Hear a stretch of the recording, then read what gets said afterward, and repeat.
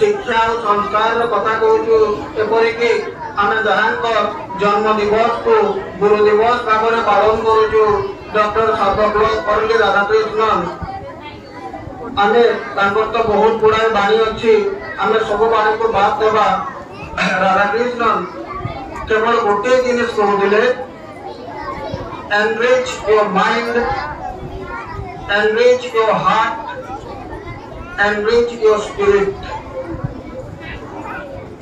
हमें